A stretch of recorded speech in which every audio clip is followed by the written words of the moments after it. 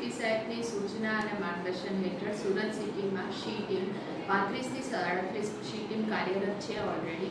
A she team આ વખતના નવરાત્રિમાં દરેક મહિલા અને દરેક દીકરીઓ સુરક્ષિત રીતે નવરાત્રનો તહેવાર ઉજવે, ગરબા રમીને પોતાના ઘરે સુરક્ષિત રીતે પાછા જાય તે માટે શી ટીમ કાર્યરત રહેશે.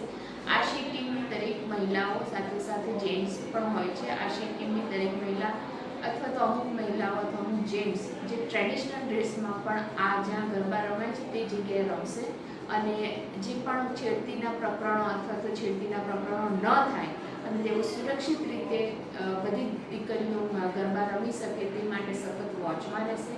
તેમજ અવાવરૂ જગ્યાએ જ્યાં સુમસાન એરિયા હશે ત્યાંથી સ્ત્રીઓ અને મહિલાઓ અથવા દીકરીઓ સુરક્ષિત રીતે પસાર થઈને પોતાના ઘરે પહોંચે તે માટે સતત પેટ્રોલિંગમાં રહેશે.